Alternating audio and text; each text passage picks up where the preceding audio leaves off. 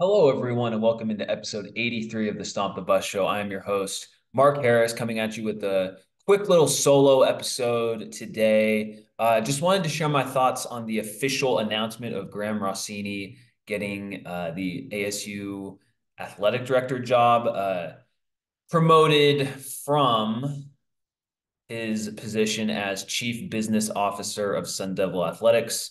Uh, this isn't a surprise. Obviously, it's been reported that it was going to be Graham Rossini, but I just wanted to share some of my initial impressions about the press conference and kind of the general direction that it seems like ASU athletics is heading in now. So, I guess the first thing I would like to, the first thought that comes to mind for me is based on everything you saw on social media about Rossini, the people who've worked with him in the past, all this, it seems like just after hearing him speak, it seems like it was kind of everything I expected, right? Like uh, talking about how he's worked in other sports, talking about engaging business leaders, partnerships, um, big focus on NIL, even from Michael Crow as well. That was encouraging to see. And then, some other things like fan experience. I believe that he said something along the lines of, we want to be obsessed with the fan experience. We want it to be, what does it look like from driveway to driveway, which I thought was a very interesting way to phrase it. And, it's like more than just like at the game, but like, uh, having a more, I don't know, larger holistic fan experience. And then, uh, I think it is minorly important that it's also like, and like from Rossini's sense, being like, I'm a Sun Devil. This is important to me, being a Sun Devil for life, all this stuff. I don't know how important that like really actually functionally is, but I think for schools like ASU, I think having that extra little motivator of like, not only do I want to succeed as in my job as an administrator, as an AD, just to do a good job and to win games and make more money potentially, whatever, like all the standard reasons. You have the extra motivator of, oh, and I've rooted for ASU for a very long time, and I want to win just because like I want the Sun Devils to win. There's so it's like Kenny Dillingham. It's like he doesn't just want to win to be a good coach. He wants to win in part because he's an ASU fan and he wants to see ASU be successful. So I think that's an added little benefit. I don't know how much it really tangibly impacts things, but it's an extra little thing. So, I mean, he mentioned uh, that he's thought about ASU like every day since he was 11. I think what he means by that is like, I am an ASU fan. Like, I really care about this place. Um, and that's good to see. And as I go through this, I haven't been able to listen to every podcast about this or catch every interview or I didn't listen to the whole press conference and stuff like that. But you get a general feel on uh, how things are going. And I guess what I would say is after hearing him and after just the more I've been exposed to just what Rossini is all about, his background, it does seem like considering the circumstances, those circumstances being Michael Crow wanting to do things his way and not really looking for an outside candidate, considering those factors, which is a huge thing to, consider. I think Rossini is a really good, like, I think this could have been a lot worse for ASU. And I think Rossini, like, I think he I think he probably won a few people over today. He was very personable. He was you could tell he's a good communicator. You can really tell that. Um, I've heard, multiple reporters kind of acknowledge that today. And that stuff obviously like really matters when you have to build business partnerships with companies in the valley when you're trying to generate NIL money from, let's be honest, disaffected boosters who don't want to support Michael Crow or are still mad about the previous regime or whatever other issue they have.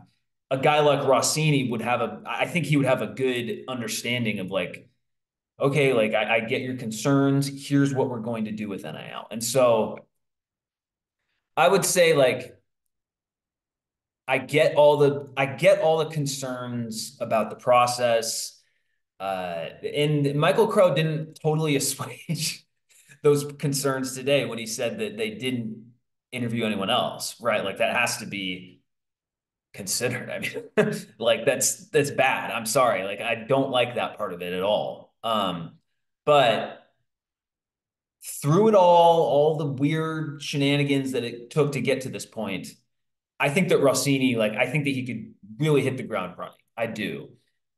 He seems very well versed in this new era of college athletics.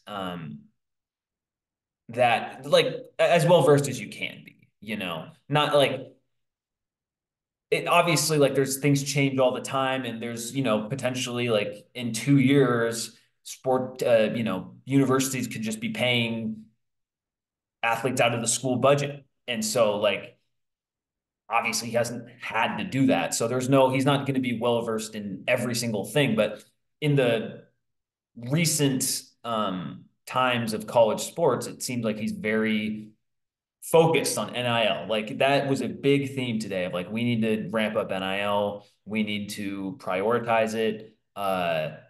And we need to, you know, support these athletes. And so obviously that ties in with the business relationships that he's built over time, you know, living in Phoenix, living in the Valley. This is a lot of the stuff I spoke about last episode when I'm just going through his profile or his bio on ASU.com and how, you know, all the stuff he's done with the Diamondbacks and all the community organizations he's kind of somewhat connected to and all these things that it didn't seem like Ray Anderson really was a part of, for one. And in the NIL era, these things matter so much, especially when you're ASU and you're, you know, trying to get back to, they're trying to just keep up with the Joneses, right? And you started from a bad spot with that. So I just think that Rossini really has a lot of stuff covered, or at least is entering this job with a good perspective on NIL, relationship building, fan outreach. Some of this, I mean, he just made some very pointed comments about like we need to, you know, look at the fan experience at these, and we need to, you know, we need to raise NIL and all this. So like, I think like it would be preferable that we just hired David Benedict from UConn, but Michael Crow is here and he's going to do things the way he's going to do things, you know? And so I've seen a few people on Twitter today be like, we got to get over this old grudges that we've had. And I agree. Like, as ASU fans, it does us no good. It does us no good to just continually bitch about things that happened in the past.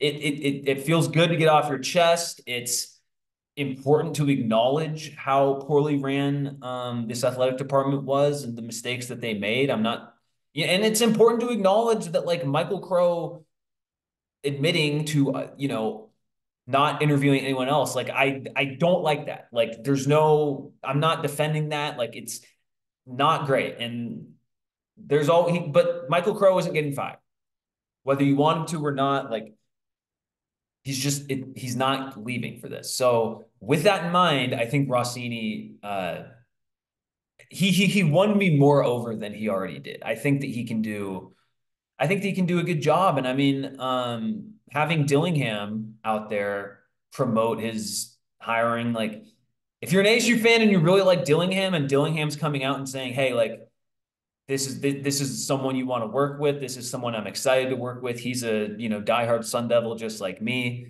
I think that matters. I think that really matters when your most popular coach and the coach at your school that is building positive momentum. I'll say that when he's coming out and being like, "Hey, like this is a really good person to have," and vouching for him right away. Like That is encouraging to me. And let's be real. Let's be real as ASU fans. Dillingham and Rossini having a very good relationship and working together well is more important than a lot of other things going on in the athletic department. Like that could be the difference in an extra, I don't know, $1 million in NIL if they both have a good relationship. They're on, they're organized about it. They reach out to people, all this. Like, I think having those two aligned and having the same direction is very important. Very important. And to, Ray Anderson's credit, I guess, him and Herm were aligned. And there was some level of success early on in their tenure. Then, of course, the pandemic hit. They didn't handle things well. It all falls apart. Here we are now in 2024. Um, but it's not like Ray and Todd Graham were not aligned, right? They weren't. Um, and that didn't end as well. Didn't end well. I mean, so like Rossini and Grant and Dillingham being on the same page about stuff, that is very important to me. Very. And I mean, you saw it today. Like after his press conference announcement, he went over to the baseball game where Dillingham was out with a bunch of football players. By the way, I thought that was so cool. Even though ASU lost and whatever, like I thought it was cool that Dillingham brought all the football guys out to the tournament game. Um, it doesn't materially affect anything. I just thought it was cool. Like it's these little team bonding things I think are really important. And I was thinking like actually just before because I was thinking about this thought before I recorded that like, oh well, like how much did the team bonding matter that last year? And I was like, oh, actually, maybe the team bonding was something that prevented them from going like 1-11 last year as opposed to going 3-9. Like the team bonding partly was a reason why they beat UCLA at the end of the year. I mean, that seemed like a way more connected team than the Bruins were. And so even though UCLA was obviously more talented, uh, so anyway, but um, I don't know. I'm encouraged. I am cautiously encouraged. I'm not here to say like, oh, Graham Rossini is going to fix everything and ASU is going to quadruple its NIL allocations in 2 months because he's just going to be pounding the pavement, going everywhere, and it's not going to happen like that. I get that, um, but I think that I think that he has a lot of qualities that can help him succeed in this uh, early on. I keep coming back to his relationships around the valley that he already has. I think that's so important. I just think it's so important for a school like ASU where the fan base is never going to be like a Nebraska level, have a sellout streak for football type of fan base. Even though you technically have the alumni numbers, it's just it's not that kind of fan base. So that makes it even more important for Rossini to um, build up enthusiasm. I saw him interacting with some fans on Twitter about tailgating stuff, like these things that are important to people. Um, I think he has a pulse on the Sun Devil community as well, and that's important. And a lot of people say like, oh well, what's it? He needs to address Desert Financial Arena. I think he spoke with someone about that and mentioned how they were gonna take a look at things. And I think he mentioned like, oh, I'm 6'5". Like I understand that sitting in these seats is not the ideal experience for a lot of people. And so like at least it's not saying, oh, we're gonna bulldoze Desert Financial Arena and build a sparkling new uh multi-use arena. That I don't think that's happening, but it seems like he is very much considering like, okay, there needs to be updates, there needs to be renovations, it needs to be modernized, the game presentation needs to be better, all these things that people have complained about. I think that he is very much in line with that as well. So who knows how much of that will actually be able to get accomplished if Michael Crow doesn't want things done like that. I don't know, but it seems like he is at least acknowledging it and working towards fixing it. So we'll see. There's a long way to go, and there's no guarantees, and Michael Crow is still his boss. So like I get the process of which he was hired is suboptimal to me. I will not budge on that, even if he has a great tenure. Um, but now that it's over, right? Which let's be real, like that's the best part about all this is there's no uncertainty about like who are they going to get for the athletic department? Why is this taking so long? What's the holdup? All this angst built up. Now it's over. You know what it's going to be. You know who's has the job. So like I've seen people on Twitter say like let's just move on from all the angst. It like I'm not saying all the reasons are gone, but like some of them are, and so now it's just time to focus on the future and what Rossini can hopefully do. So Michael Crow did speak as well. Um, some interesting thoughts. He confirmed that they interviewed zero other people, which again I'll just never like. But he said some other interesting things. He did explain the delay, and with him it was two reasons. One, the NCAA investigation, which makes sense. I wish it had been communicated earlier on in the process of, hey, like we're waiting for the NCAA investigation to get done. We think it'll be done sometime in the spring. After that, we'll announce an athletic director. Um, I kind of wish they had just, again, I would rather they had just announced him earlier on.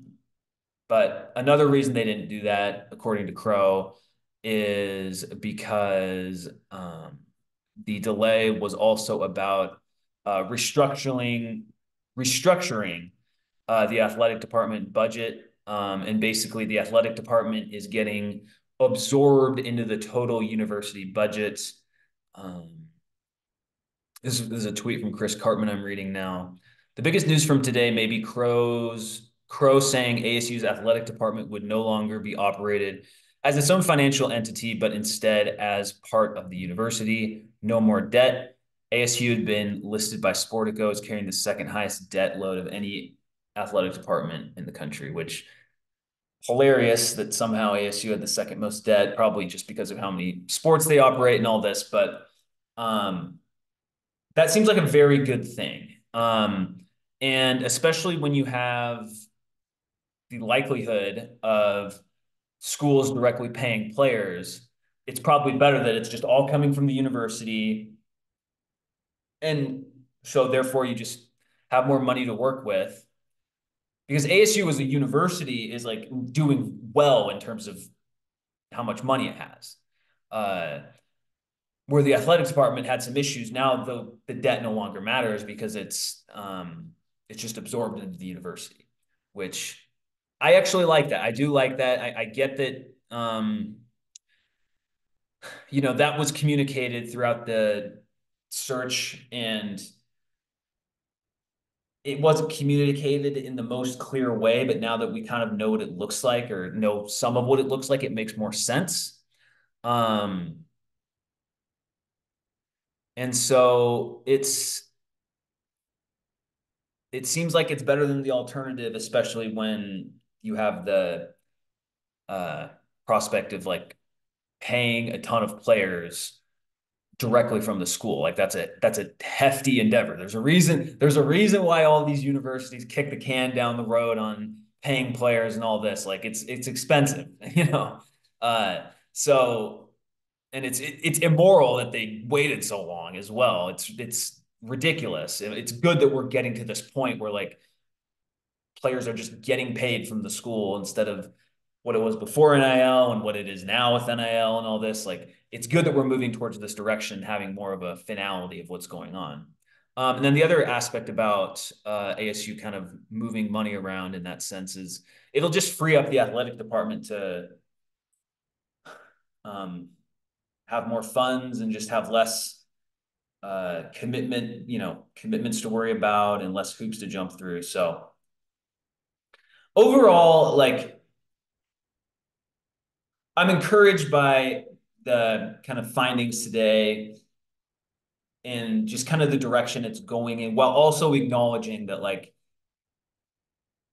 Michael Crow is, he's still in charge. He is, he's the reason no one else was looked at for the job. And like those are real concerns. Okay. Like that's why I'm not going all in on this is awesome. Like it's going to be great. Like Brad Sesma had a short little column today on his website on Sports 360 AZ, and it was basically like this is a prove it hire, and I agree. Like Rossini has not proven anything at that level, but he does just have the experience in similar capacities, and obviously the personality is not the right word. Well, I guess it kind of is the right word, but the overall outgoing vibe that he has is good. But again, like if we're here a year from now and a lot of these same issues haven't really been noticeably improved, then it's kind of back to square one. So there, this is not, there's no victory laps here on this podcast. It's still there. A lot of the challenges still remain, and you're still in the Big 12, and you're still behind, some of these other conferences that just have way more money. So like you can't fix everything, and that it's not like ASU today is now just in some so much better place than it was before, but it is in a better place than it was a month ago when we didn't know who the AD was going to be, and it was still up in the air. So I'm glad it's finalized, right? That's the other thing. Like he is officially the athletic director today on May 23rd, 2024. Like it is his job. Let's go. And I saw he posted on Twitter like, "Hey, let's get NIL going." Like, got a ton of retweets and or reposts, and all that. So it looks like he is trying to get things in the right direction. We'll see what we can notice about that. Now that the summer's coming and sports are winding down, so we'll see if there's anything he can do between now and then. But I think just having a personable, uh, well-connected, and someone who understands the current landscape of college sports, I think all of those are very good things, even though he is not the ideal candidate because he hasn't had an athletic director job before. So again, I will always acknowledge that it would have been better to like just hire, David Benedict comes up because he, has ASU connections and solidly successful athletic director, but now it's all gone. Like Rossini's the AD. Let's get behind him and hope for the best. Speaking of hoping for the best, ASU baseball needs more NIL money. Sun Devils season ended today, losing to Oregon State 3-2 in the Pac-12 tournament. They lost to Stanford earlier in the week, and then they finished the regular season with 2 wins over Texas Tech and a win over UNLV to salvage a season that had pretty much been lost or had been lost earlier this year. Primarily just due to horrible pitching or not good enough pitching anyway. And it's interesting because you can see the talent on this team. Like they have really good players in their lineup. There's no denying that just with how much runs they score. I mean, the pitching didn't even totally get fixed as the year went along either. So like they won the game against UW like 21-18. They beat, I think their final score against UNLV, it was like a 14-13 walk-off, like just crazy, ridiculous scores. Um, and one of the reasons the pitching wasn't that great is because their NIL was very lacking. And last week, Sun Devil Source ran a very, very good story, well reported by Noah Furtado, Um, just did a great job. Got some very detailed stories, and spoke with parents about like, yeah, we turned down money to stay here, or this other school was having was like offering a private jet to fly him in, and had offered all these other perks and stuff like that. So like it's clear that like ASU baseball just was so far behind. Um, but according to Furtado, it's only really the difference in a couple hundred grand. And so to me, like that is a very fixable issue. Okay. Like I tweeted this out on the Stump the Bus account after reading it. Like this comes down to the high level donors.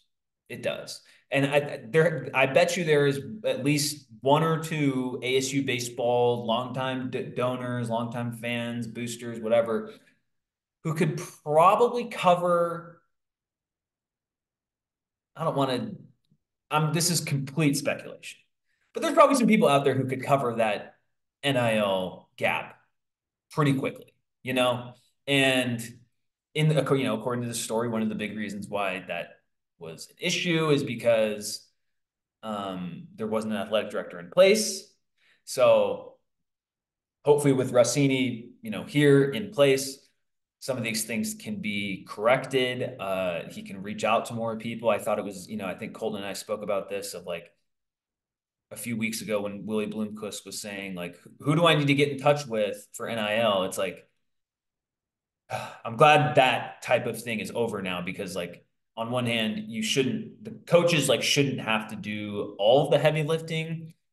On the other hand, it would have been nice that like if he had just known who to go to or had done a little more work to get to know who to go to. But in the middle of the season, I kind of understand why he wouldn't be like super focused on that. But anyway, it looks like that can be corrected. And I think this will be Rossini's first real test as an athletic director. And I think it'll kind of get borne out in the transfer portal whenever the baseball season ends. So if we're seeing Kien Vu hit the portal, I think he said that he was going to come back. So like, that's just an example, but like Isaiah Jackson, some of these young guys hit the portal and leave, then that is a very discouraging sign for the early parts of Rossini's tenure. I think there's no getting around that. I don't know how likely that is to happen just because for one, the issue has been pointed out in a very specific and detailed way, thanks to Sun Devil Source. And two, just with how much he was talking about NIL today. Again, like I mentioned earlier, going on Twitter today and posting the Sun Angel link and having a lot of action on that post, like it shows that he at least is very committed towards NIL. It does, he's got to convince people though. So that's the challenge for Rossini right now. It absolutely is the challenge. And we'll see how it all plays out. I mean, I don't know how much he can do like today. I mean, the baseball season isn't even over, but you just got to reach out to people and, get that money. So that's about it for today. Nothing comes to mind for football. I mentioned, Dillingham brought the players out to the game. I do want to touch on hockey. Nothing too big, but they got some really big recruits, and it's really good to see that they've put in Josh Doan in the NHL, Joey Decord. Now you're leveling up in competition. You're kind of a more legitimate program now, and as a result, you're seeing some really good commitments come in. So, hopefully this leads to a tournament appearance next year after their NCHC regular season schedule. So good stuff from the hockey program and Coach Powers, building relationships and getting in there with the top prospects, at least in the United States and in Canada probably too, but particularly the United States. So that'll be it for today. Colton should join the next show that we do. I'm not sure it'll be next week because next week for me is pretty busy because I have a friend's wedding. So not sure if we'll record next week, but we'll definitely record within the next 2 weeks. And Colton should be on the show for that. So keep an eye out on that. And then, yeah, as always, please like and subscribe on YouTube, rate and review on your podcast platform of choice. And as always, go Sun Devils.